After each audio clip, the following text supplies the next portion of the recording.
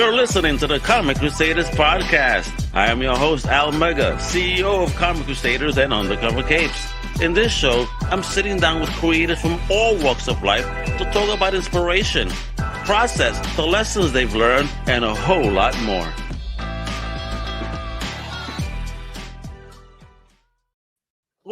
What up, everybody? It's your host, Al Mega, CEO of Comic Crusaders Undercover Capes. Welcome to a brand new Comic Crusaders podcast. Wait till you see today's guest. Oh, man, we up for a treat. But before we do that, let me introduce my co-pilot today. He's a fellow Crusader. He himself is an independent award-winning filmmaker, comic book creator, the one and only Mr. Lance Lucero. What's up, kiddo? How you doing? Hey, how are you? It's great to be here. How you doing? I'm doing good, kiddo. Rocking out yet another podcast, and today is just another awesome day with another amazing creator, also a fellow, filmmaker. Folks, this person is a film producer. He's a writer. He's a YouTube personality, occasional actor. This gentleman has been called the Quentin Tarantino of the digital generation. Yes, sir, and ladies. I mean, Bootleg Universe, all that good stuff. Who am I talking about? The one and only Adi Shankar. Hey, how you doing? I'm doing great. That was, I feel like I was just, you're a great hype man. What can I say? You're a great hype man. Like he's one of the best. Like my level of being pumped up was here, and then all of a sudden I heard that introduction, and I was like, whoa, boom, here. And you know what? It wasn't the contents of what you said; it was how you said it.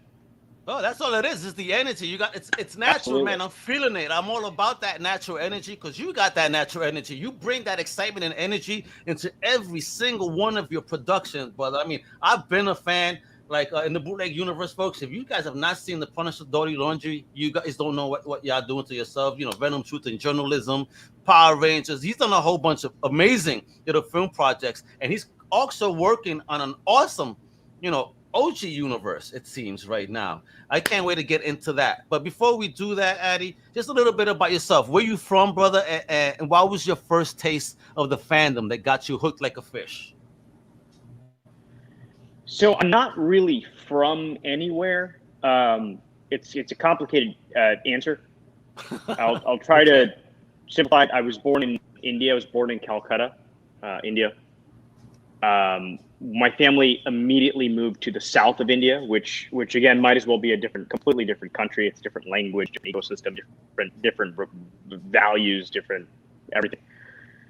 They then moved to Mumbai, which is another part of India. Now it's the big city, and from there it was Hong Kong, Singapore, back to Hong Kong. And by the way, during my stint in Hong Kong, it went from being a British colony to part of China, right? So I literally saw a country being handed over from one empire to another.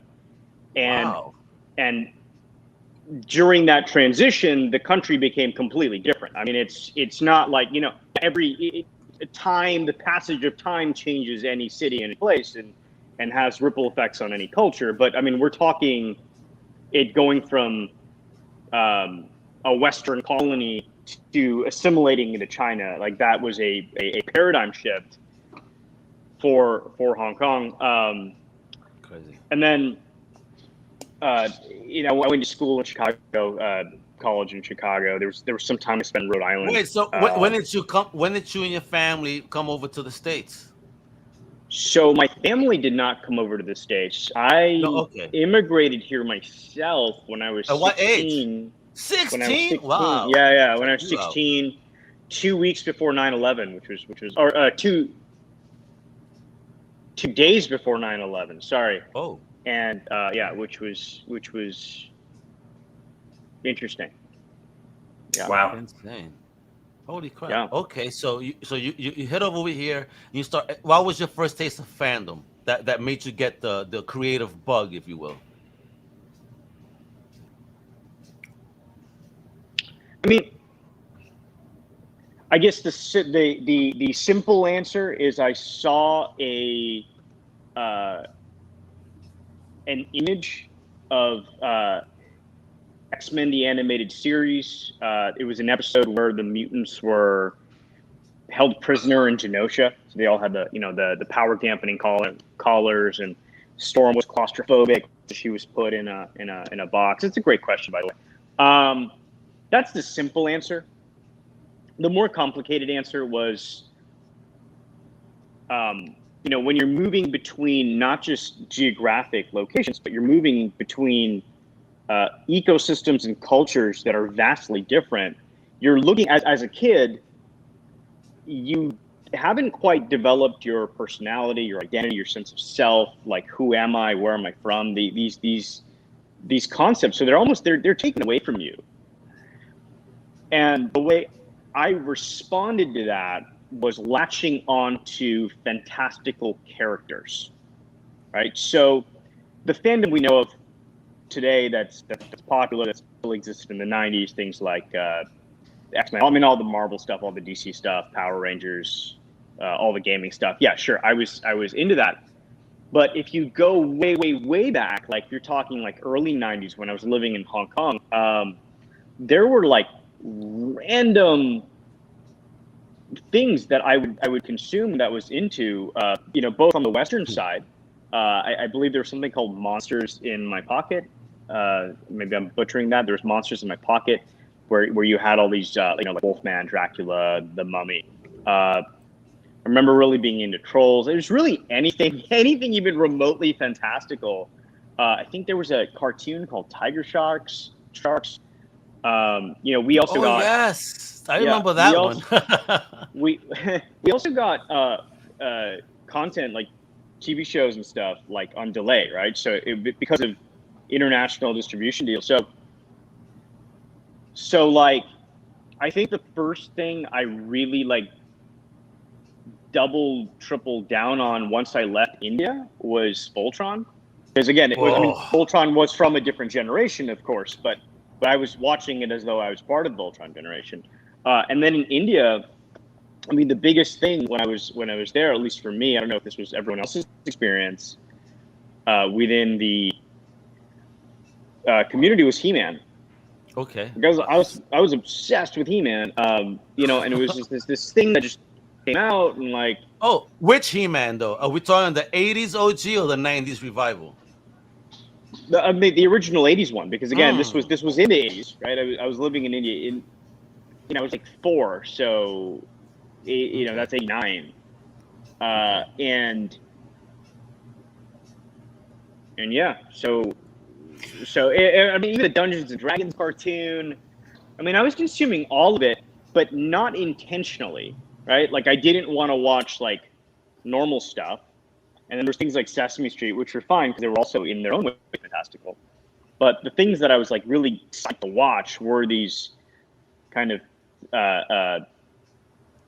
space operas and I gotta find out here though. Adjacent things. How much influence did your family have with that though? Because in my household, you say when I was a kid, I remember in Puerto Rico, 4 years old, right. It was my grandma putting me in front of the TV to watch Mazinger Z. Mazinger Zeta. Right. And by the way, I'm so glad you brought up the Japanese stuff, because again, living so close to Japan, it wasn't just the Western influence. We were also getting everything from Japanese culture. A lot of the times, though, it wasn't in English. It was dubbed in Mandarin or Cantonese, so I didn't always know what was being said.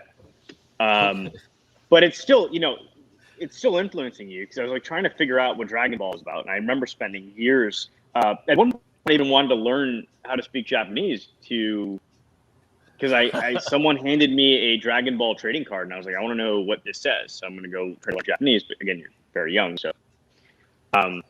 Did you ever learn? Did my family? No, I did not. One of the many. Well, yeah. You asked how big of an influence was the family on this? None at all. So none at all, right? Like this kind of thing. This. I don't know what the word is, and someone other than me needs to create terminology that defines it. Because saying nerd is reductive, geek culture is reductive. At this point, it's just culture, right? It's just culture. It's disseminated, and when you go to like people in their 20s, like I was driving around yesterday, and I saw a bunch of like teenagers reading manga. Like, it's This To isn't see like them me reading kidding. was great, though. I'm pretty sure. Right. Just Seeing them alone. read, exactly. They were on the screen. Yeah. Well, that social dynamic is kind of interesting based upon the fact that, automatically the stereotype is Western culture, and that's how you're exposed. And then you live Right. here, and kids are out playing Batman, Superman. But now, from that other dynamic, from a Japan, an India, and then coming to America, how did that strike you as, okay, so I'm looking at, these dubbed versions in different countries. I'm exposed to it. Then you come to America, and it's like now it's in everybody's face. It's on advertising. It's everywhere. I mean, was that a bombardment of the senses, or was it just a natural progression? Now you can get it more accessibly. So maybe I'm misunderstanding your question, or the point you're making. But I feel like when you dial the clock back to the 90s, you have guys like Todd McFarlane, Mark Silvestri, Rob Liefeld, that entire image crew that were. It's not just that they were mainstreaming the comic book movement, and Jim Lee, of course, because now, X-Men 1 is selling like north of 8 million copies, which is insane. X-Men 1, the comic book. But I also feel like nerd culture was becoming cool in a paradigm that hadn't existed before. But it was still not being bombarded at you at the scale it is today. Because I remember seeing Pizza Hut commercials for X-Men. I remember X-Men did some tie-up with Pizza Hut. And I saw someone showed me this Pizza Hut commercial. And to me, that wasn't an advertisement. To me, that was amazing. And you had kids getting Cyclops' optic blast and stuff like that. So if I could play a clip of that'd be great. Otherwise, people have no idea what I'm saying. But it didn't feel like bombardment at that point in time. At that juncture in history, nerd content, again, that's the best way to say it, nerd content was not as prevalent and ubiquitous as it is today. So as a result, I was genuinely excited at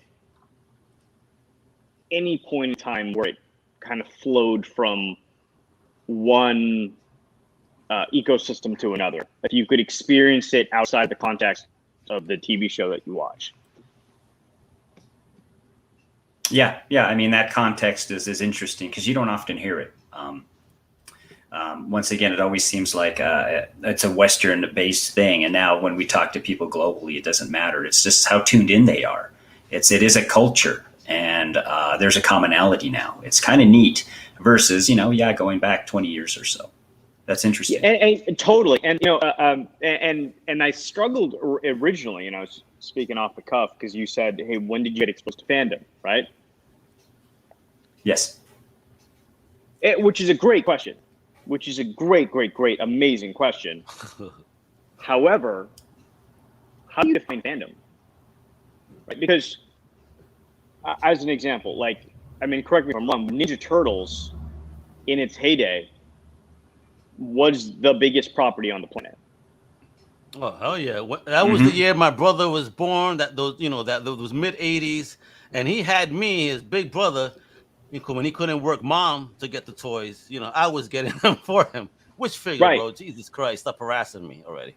Mm-hmm. It was the so biggest thing. Ninja Turtles, biggest thing on the planet, like bar none, right? It's not like Ninja Turtles today, or even back then, had a fandom in the way we associate fandom today. It Correct. was just this thing that blew up. Much like He-Man was this thing that blew up, or G.I. Joe was this thing that blew up. It wasn't like you had a Reddit thread or people deep diving into it. I'm sure people did it kind of on their own accord. But what's interesting is when you pivot over into the proliferation of comic universes, I'm not just meaning in the cinematic sense, but even in the literary sense. it feels like fandom in that vertical is just so different and deep, because there's actual like lore around it versus like Ninja Turtles. There's iconography, sure. There's cultural touchstones, abso-fucking-lutely. And there's recognizability on a global scale, much like, you know, Mickey Mouse. Totally. There isn't a deep, rich lore to it. And I think that created almost, at least in my mind, there's like a delineation between like kind of pre and post lore nerd culture in the Western sense of it. In the Western sense of it, right? Because obviously when you go to Japan, like it all has rich lore. But I think also some of that comes from, again, as I'm just speaking out loud, thinking out loud, I think part of it comes from like some of these things that became cultural phenomenons within the geek context. They weren't these intricately fleshed out stories that were imprinted from the soul of the creator. It was like just a random toy line that blew up. Yeah. It's interesting because I mean, I kind of, that throwback to me was like Star Trek, StarCon, when you had the Star Cons. StarCon. And that was like the cons. You go to those, and then they had the comic books, they had the toys, and then, but it was centered around that fandom of absolutely. Like it's absolutely. It's like it's almost like you had two different amoebas here, or two different ecosystems. One was just like, you know, cool, flashy toys and things that people gravitate towards. And then you had like these like rich, deep experiences which are almost like religious experiences in Star Trek, Star Wars, and that kind of thing. And this started emulating that. And it blew up. I mean, yeah, because now every brand really it aspires to have this. Every brand aspires to have like a hyper deep Rolodex of characters and settings and themes that will engage multiple generations of an audience. Well, yeah, that longevity. Let's get into that, because you have this project out right now, right? And it has a great little the Guardians. It's not out right now. Justice. I mean, not out, but I've gotten a nice look at it, and it looks like you're creating a universe here in and of itself, and also kind of having some fun with the culture, if you will. I mean, I wouldn't say it's a universe. You know, I feel like, and I'm totally hijacking your compliment, because really what you're doing is you're teeing up a question and a compliment, and I'm hijacking it. I apologize. No, you do what you do, because again, you're the creator behind this, so educate me on your feelings. Because for me, I see it as a universe. Why? Because I see an expansive amount of characters there. I see names. Now I get curious about each individual. Are we, and obviously for what I saw, we're not getting a deep insight into all of them, but it's something that definitely piqued my interest, and I had fun watching this. I found myself smiling a few times, and you have some heavy hitters in here too. So I'm just curious, about the process, the film, and go ahead, explain to me why it's not a universe. It's just not a universe. It's just simply not a universe, and I say that because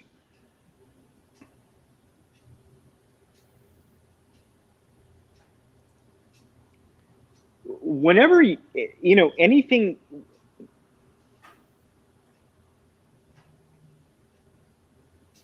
so when anyone makes anything and it's authentic, right? There's a part of it that is, of course, a universe. you're peering into the soul of the people that made it. And again, with this project you're referencing, the Guardians of Justice, like there's an entire team of people who worked for years with me to bring this to fruition. So, I think in that context, you can look at anything that is personal as a universe, right? Like, every Tarantino movie, for instance, is its own universe to the extent that, like, none of the characters feel generic. They're all, you're like, oh, I'm interested in that guy. Oh, I could see a spin-off on that, that character. But I think where we get into trouble sometimes when you talk about it in the sci-fi context, especially in comic context, after the success of Marvel, it's become this almost weird marketing ploy where creating it's like, oh, this is a new universe. Gotcha. It's like a whole thing, and it's like at a certain point that stuff just becomes productive and it ends up diluting the essence of what it is, right? Because at the end of the day, like, people aren't showing up to watch something or consume something because it's a new universe. They're showing up to consume a story, and if that story is engaging, hopefully it leads to another story. Will it?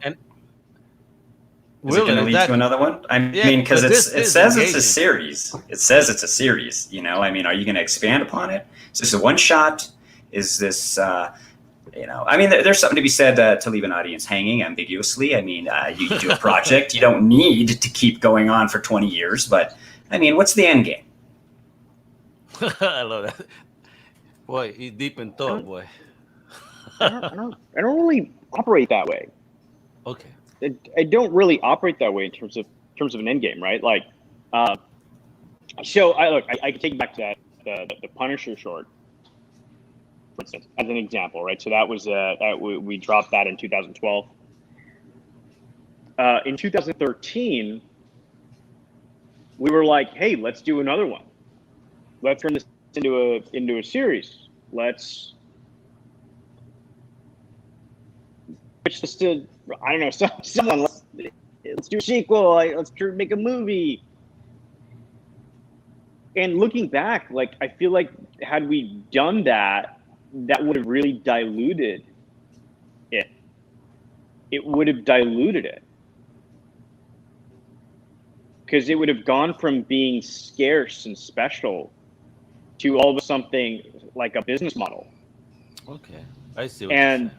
I'm so averse to business models around things. I remember when we were making the Power Ranger short. So when we were filming, someone came up to me and asked me, like, hey, what? It was like a agent or something, and he's like, Adi, what's your business model? And I'm like, I don't have a business model, and I never want to have a business model. Like, I feel like that is look, nothing wrong with having people who are into that and want to be business magnates and have business models and operate in that way. But there's an element where, like, you have such little control over the elements in your life, and the universe has a plan for you. As much as you want to, and I think, at least I feel, like, if you're sitting around trying to plan ahead and really map out the next 10, 20 years of your life, and I'm going to work on this, and then I'm going to work on that, and then I'm going to do this, like, you are cheating yourself of miracles. That is an interesting concept, because even if you create a 10-minute short, it gets out there, people see it. There is always that automatic response of, well, you can expand on that. Are you going to do more of those? And it's kind of like, well, I kind of want to do this over here. I kind of want to do that over there. Do I need to circle back to this if it did its own thing? But for some reason, I think there is some kind of programming out there that is kind of pushing people to do that. they do their 1 10-minute project, and then all of a sudden there's this idea, oh, well, now it'll be a web series and we're going to keep it going. And it's like, well, interesting, but do you really need to go that route? Or is that creating fandom? Is that creating a following? Or is a body of work creating a following? Right, exactly. 100. Dude, you said that so much more eloquently than I. You basically Yoda'd me right there, which I fucking love. Thank you for that. You bet. But it's exactly that, right? Like, with that online anthology series of fan films that we were doing, that I was doing back in the day. Well, it still might be doing. I don't know. Followed up The Punisher, which was a kind of gritty Western, or in a kind of urban Western, straight take on The Punisher with a black and white period mock doc that at the end reveals that the character was Venom. Which is really cool. Yeah. Polar opposite, right? And it's like,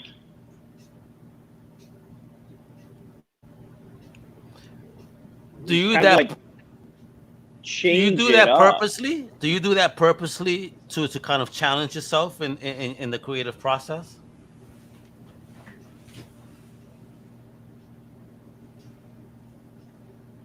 So I think there's two warring voices in me, right? There's an inner fascist. There, on one hand, there's an inner fascist that's constantly telling me that I'm a fuck up and that I should stick to a very concrete business model and keep replicating it and kind of grind and So you have a voice in you that says business model. Yeah. The dreaded BM words. Absolutely. That voice is there. So when someone in real life walks up to me as a physical manifestation of that voice, that's my reaction. I'm like, whoa, get away from me.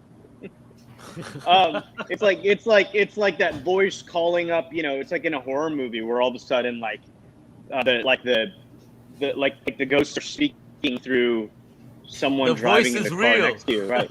Right, exactly. So there is that voice, and it's interesting because I give that voice a voice. I entertain that voice for sure. But then when I visualize my future living along that path of replicating what came before, seeing what was a hit and saying, oh, let's do more of this in the exact same way, and reverse engineering why it worked. When I draw it to its logical conclusion and I visualize myself and my soul in that paradigm, I'm unhappy. I just get very sad. Life feels unspectacular. It feels highly controlled. And it feels like I have closed myself off to the wide spectrum of possibilities in favor of something that's a bird in hand, like a sure thing, quote unquote. That's interesting. But we all know that there's no such thing as a sure thing in this life. No, so why am I doing that? Exactly, and that brings up another interesting, maybe a pondering question artistically is how I'm not going to say young filmmakers, I'll say young or new movie makers, the idea of saying, well, maybe if I do a fan film of some kind, because it's already juiced into a market, see how it's already sounding like a business plan in certain aspects rather than art. It's like, and if I grab onto these certain aspects, and maybe if I get 1 million hits on YouTube, and maybe it's like, well, and the question I'm posing to you is really how logical is it to pour in your heart, soul, energy, time, money, resources to do that so that you don't feel like you're in a box? How easy is it to do that? Yeah. I mean, it seems like some people are getting just steered to that concept, that business plan. And it's like, well, why do you have to do that? Do something new, do something original, have fun. Don't implement a marketing plan or a commercial structure to what you're doing. Create the art. I mean, do you think nowadays, is that what we're falling into just automatically? Is that what people are being programmed for artistically? I mean, that's not shooting from the hip. That is taking a strong aim, focusing, and then firing a shot. I mean, am I making sense here? Well, you are. I feel like there's many layers to what you just said, right? Because on one hand, it's perfectly natural to be inspired by something, to grow up consuming it, to have it influence you, maybe even program you, and then find out that it's a node of a vast and varied culture, and then aspire to influence that culture the way that the culture influenced you. I don't think that is strange in any way. I think that's perfectly normal. It's perfectly natural. And if we want to use the L word, it's perfectly logical to want to do that.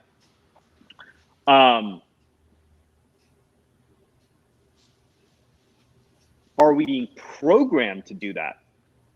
Well, I think that's an interesting philosophical debate about what is programming. Like, how are we being programmed? And what is the incentive structure behind programming? Right? Because here's how I look at it. If you go back like 50 years ago, 100 years ago, 50 years ago to 100 years ago, like, filmmaking was pretty much one thing on a very linear path, and it evolved. Right? We get all of a sudden we get sound, causes a paradigm shift. All of a sudden we get color, causes a paradigm shift. All of a sudden, new genres are created, paradigm shift. Hitchcock comes we get in digital, from film to technology. digital. So all causes a paradigm shift, but filmmaking for most of its history was on a linear path. And sure, you got independent movies, things like Steven Soderbergh's Sex, Lies, and Videotapes, and Reservoir Dogs from Quentin Tarantino, and just a slew of groundbreaking filmmaking from groundbreaking filmmakers. But again, it was still on a linear path because the groundbreaking films and these groundbreaking independent filmmakers were remixing what came before it. They were using the tools of their day, and they were using their influences and spitting out something that felt different while existing within the construct of the genres that came before them. Right? As an example, Reservoir Dogs and Pulp Fiction, they're ultimately crime movies. Yes. Just told differently. What we are seeing now, because of the advent of digital technology, digital distribution, computer-generated effects, which have taken filmmaking and allowed it to be done differently, have taken the process of making a film and allowed experimentation, have allowed the process to, again, happen very differently. We are seeing a divergence in what filmmaking is. I want to ask you here then, because you're talking about filmmaking, and Lance, right? He uses actual film to do his projects. Yes. Have you used actual film in any of your projects, or are you a digital only type of director? I mean, I feel like it would be it would pass the basic humility, if I call it my project. But the first feature length film I was involved in was shot on film, because that's how long ago. I You're an broke old into man. this very young. Broke into this very young, right? So I was like 23. But yeah, that was shot on film. But I feel like I meandered on that last point. I just kind of talked in circles. But to answer your I'm gonna stop talking. I'm dominating this conversation and not doing the good back and forth thing that a noble citizen does. It's all right, brother. But again, we're seeing difference. But we're seeing for sure. We're seeing like a divergence in what film is that extends far beyond like the construct of, hey, this is digital and this is. Is it a positive thing though? I don't think there is something as positive and negative. These are just kind of realities of a constantly evolving medium, constantly evolving art form, and the constantly divergent nature of reality. And these are just tools that are now available, and like any tool, it's a function of how they're used. The tools themselves are neither good nor bad. Gotcha. Tell the story. Tell the story.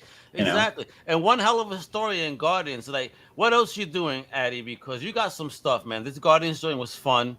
Let me not insult you with the universe idea, but I would definitely love to see more of it. But is there any other things that you're doing as well that you're working on?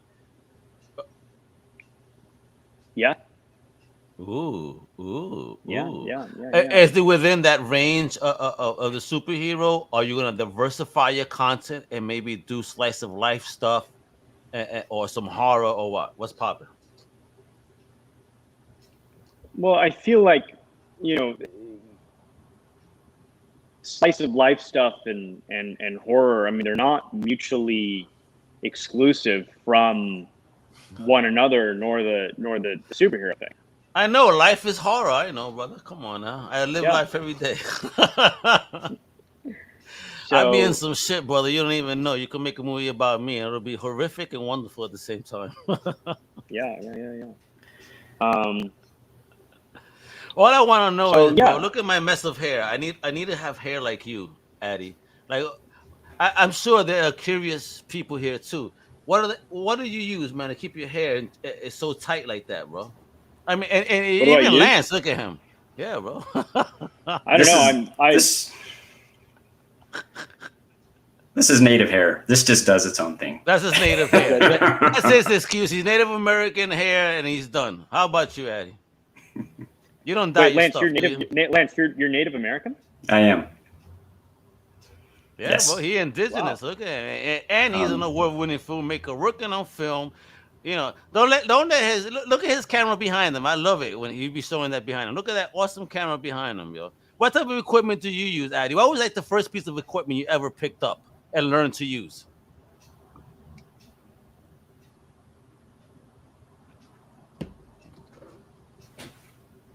Wow, that's an amazing question. That is an amazing question. That's a rewind and a half. I see your eyes going crazy like a VCR numbers.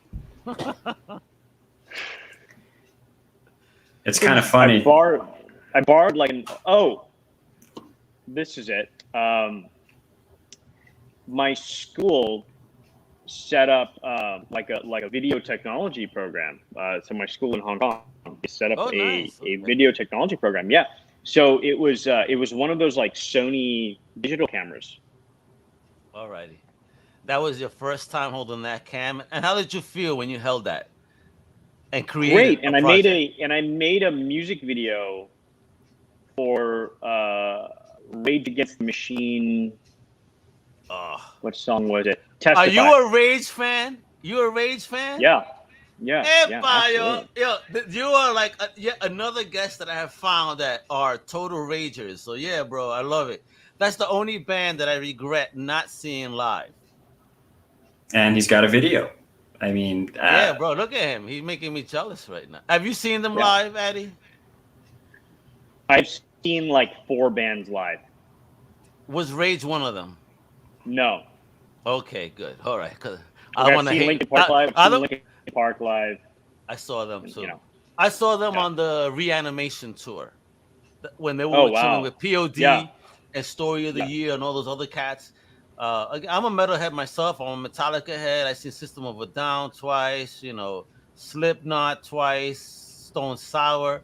I'm all about it. And you know what's funny? I seen your pictures. It looks like you're a Kiss. Wow, fan. yeah, we didn't touch on that. The Yeah, Kiss. and David Howard from my team just recently saw their show up over there in California. That he came out like alive. He felt alive once again. Have you seen Kiss yet? And who's your favorite member?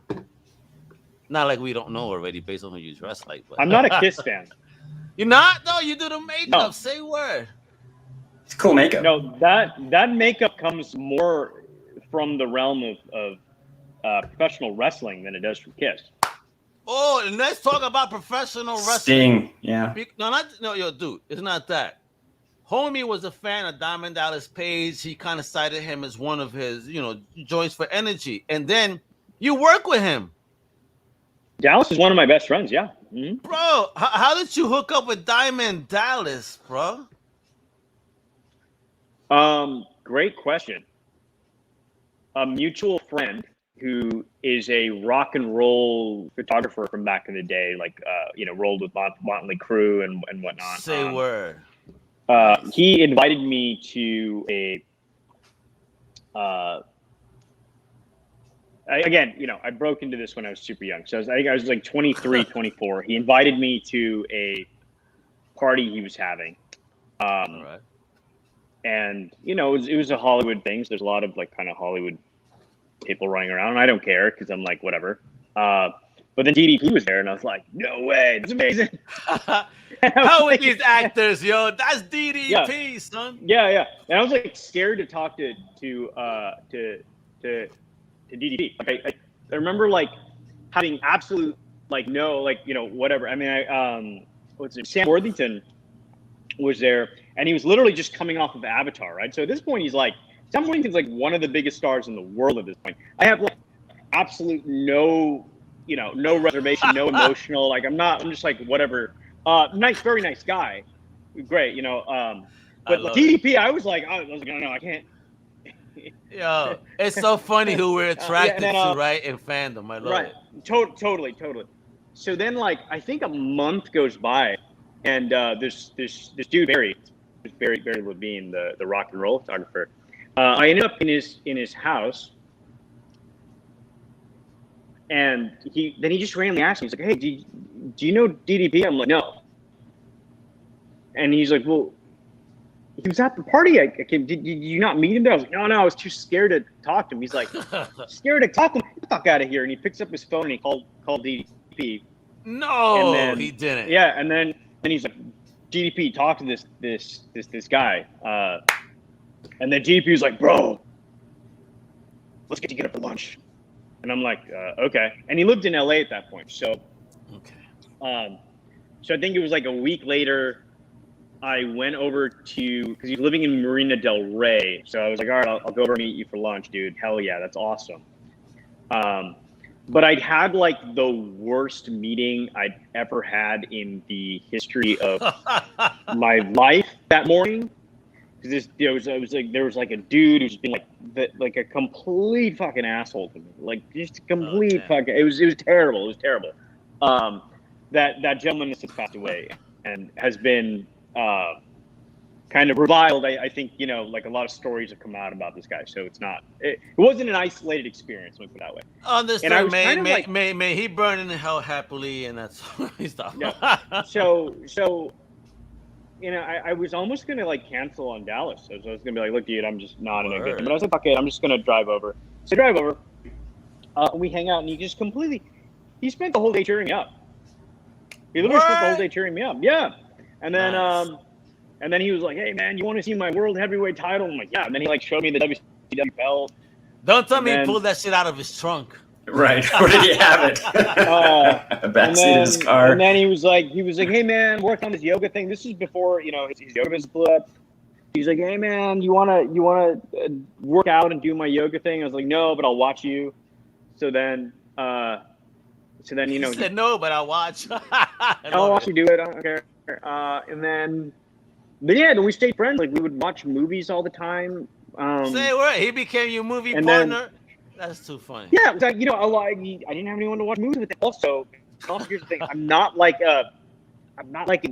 once I take the makeup off, I'm not an intimidating guy. Yeah. When I take the face paint off, I'm not an intimidating dude. So it's one of the reasons I don't watch movies in theaters, because there's always someone talking or doing something, and I don't want to be that guy who's like, "Hey, can you please keep it down?" Because Can then you someone's shut the F up and then throw your someone's soda like, at them. you know, and then someone's like, "Well, what are you going to do about it?" And then I'm like, "All right, you know, I want to, you know, engage the situation." But if you go and watch a movie, this is a pro tip: if you go and watch a movie with someone who's very large, all they have to do is turn and look, and then everyone's quiet. Oh, really? So yeah. That's it's why, like yo, Lance. That's why Bud goes to see movies with Joe St. Pierre. Now I see his secret. Yeah, but my boy Bud from Undercover Capes does the same thing. Yeah. So I would routinely go and see movies with Dallas for that very reason, because no one would talk when we would, you know, because Dallas is a very big guy. It's very, very amazing human, does a lot for other people, very nice, also very big and very large. So you know, just by the sheer volume of the man, he's intimidating. So yeah, and we've just been friends ever since. So this has been a decade plus friendship.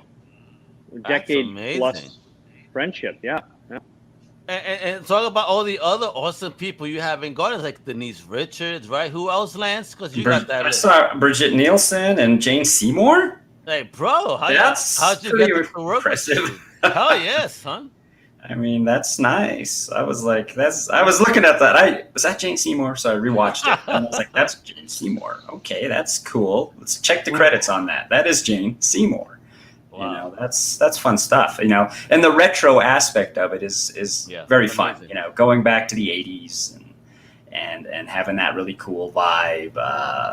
Music wise, even there, it sounded like a little bit of John Carpenter in there. And, you know, it had that really great overall Watchmen feel, but of its own thing. It's like fun. It's fun, exactly. Fun. The key word, Adi, it's fun. You made something fun that we could enjoy. I know I asked you about the universe. Hey, that's not what you're doing, and this is what it is. Let me tell you, I'm happy with it. It's like, it's fun, and it just opens up the world of possibilities. Now, if somebody wanted to do, let's say, for example, a comic project on this, is that something that's open to an idea? I don't, you know, look, it's not out yet. It's not out yet. You know, I don't want to jump the gun on anything. Of course, because people don't know what. Listen, I know we're teasing. People don't know folks, what this is. It's you're fire. You're doing an That's amazing job of teasing. It's amazing. I love it. I'm not going to give out the house, but that's up to you to do and let you stumble, not me, because I'm not going to get spanked by your agents. I love it though. But shout out to them, Talon and everyone. Yeah. But yeah, man. Like, you know. But I guess how did we get on this? Makeup. I'm not a Kiss fan. I'm not a Kiss fan. I'm not like anti-Kiss. But I feel like the makeup came more from Sting and Ultimate Warrior and the Legion of Doom, aka the Road Warriors. Yo, bro, and we lost. They're gone, right? Well, half of them are Animal. Was it Animal or Hawk that passed? Hawk. Recently? I believe Hawk passed. Yo, bro. I mean, I'm a Mad Max fan. Road Warrior fan I think. When they came wait, out. whoa. Was it Animal? I think both Hawk and Animal have passed at this point. Oh my God! Wait a minute. That's it, bro. Oh my God. Oh wow. I'm we don't have any Road Warriors anymore. That's crazy. Oh man. Any other Road Warriors? Man, we're going back. I mean, they're both gone.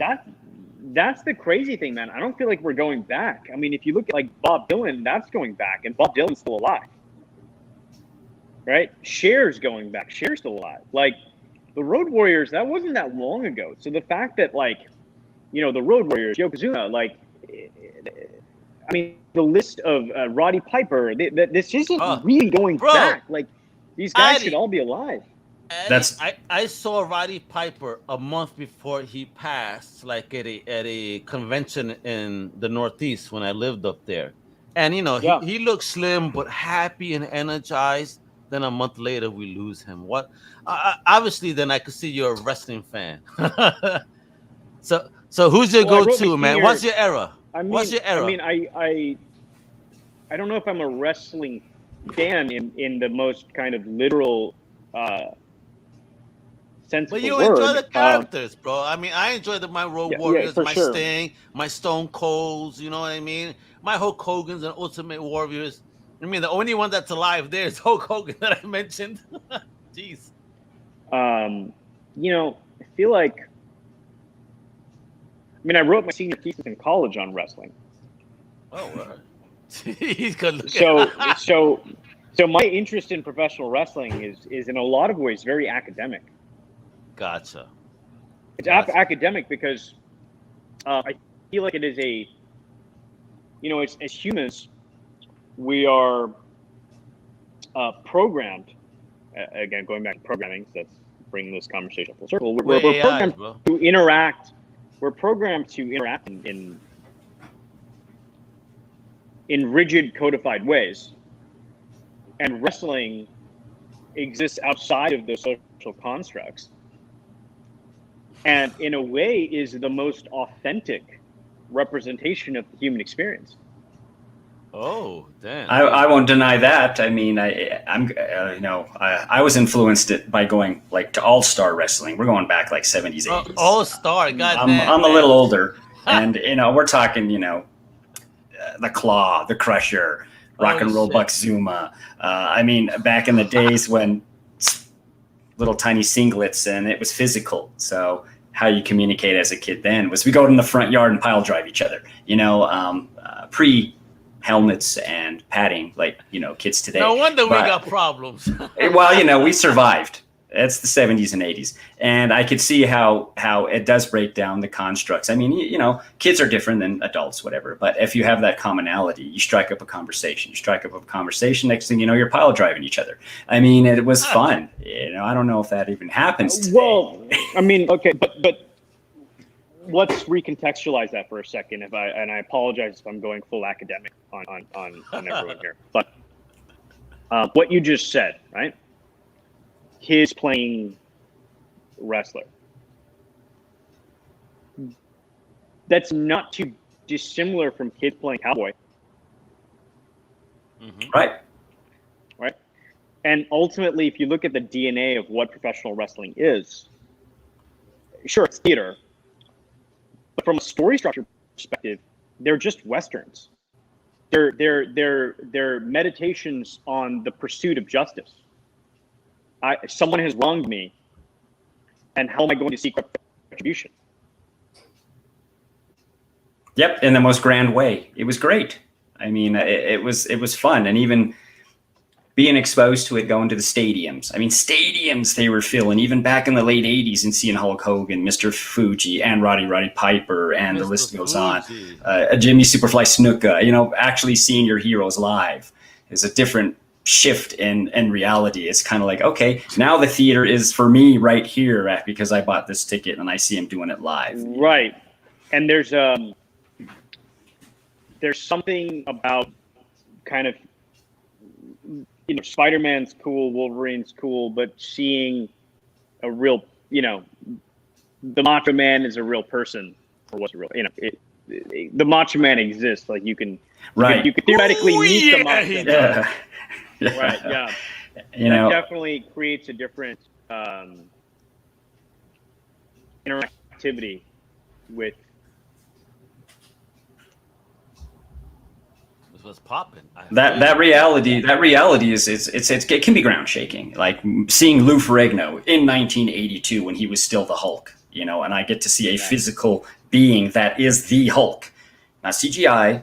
It's not recreated. Bro. You see him and you're thinking, man, I got to do some push-ups. This guy's amazing. Bro, I saw Lou Ferrigno in 2018.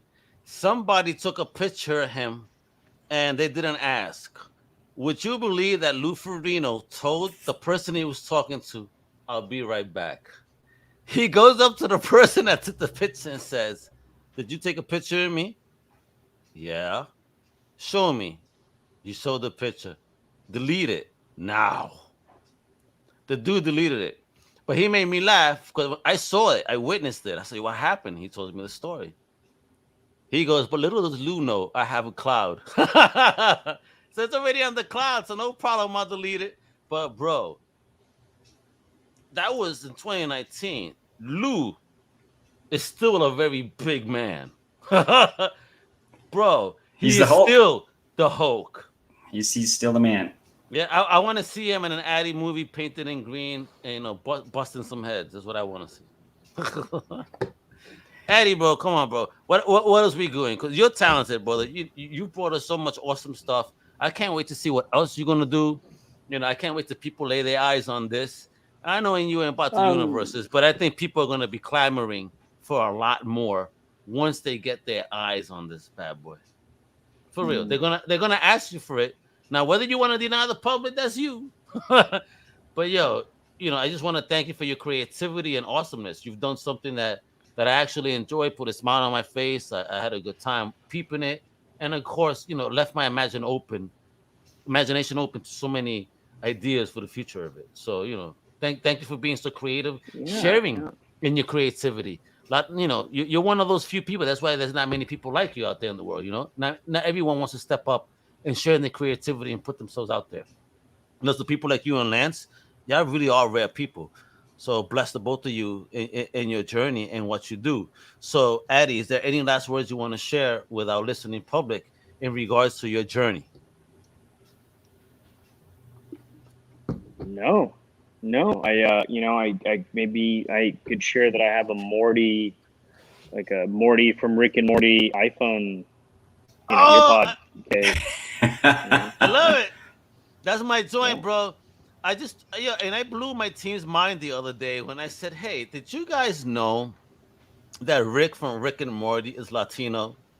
They're like, "No, it's a play on words." I'm like, "No, the creator said he's Latino. He just happens to be a light-skinned one."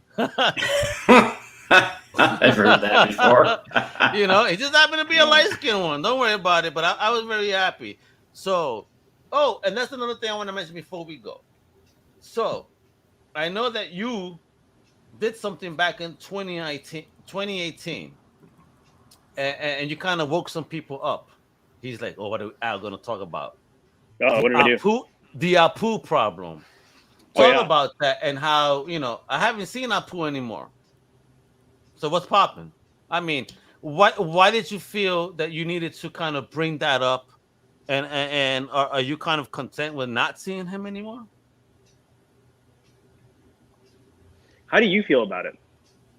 Well, me as a Latino, for me as a Puerto Rican, 100%, I don't really like to see people outside of my race kind of talk my language because they don't ever get it right. They always tend to hire a person outside of my country, for example, to speak the language, right? Guess what? Right. And I'll say it right now. Puerto Ricans talk the most fucked up Spanish in the world. We do. But that's what makes us a trade. Trademarks are how we talk. Like I seen commercials for Goya. Andale pues. That's Mexican terminology. That's how they talk. Guess who doesn't talk like that? Puerto Ricans, Dominicans, Colombians, the rest of South America. You feel me? Representation is key, and to get it right is key.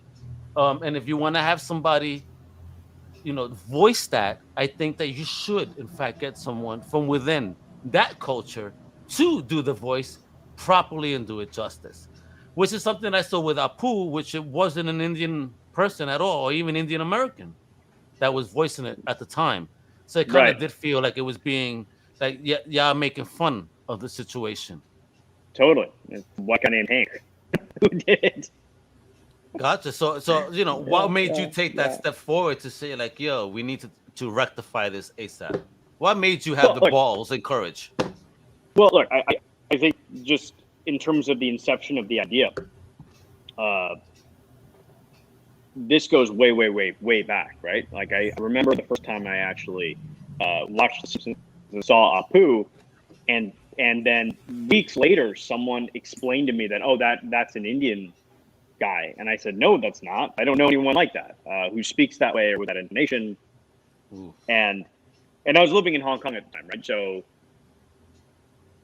I then talked to my parents about it, and they were also like, no, this is not an Indian character. You know, it was kind of confusing. Wouldn't say it was like the most traumatic thing ever, but it wasn't, you know, it wasn't necessarily pleasant. And then I think also this conversation got more heated because you had decades where the only Indian face on television was Apu, right? So there's this character, which, you know,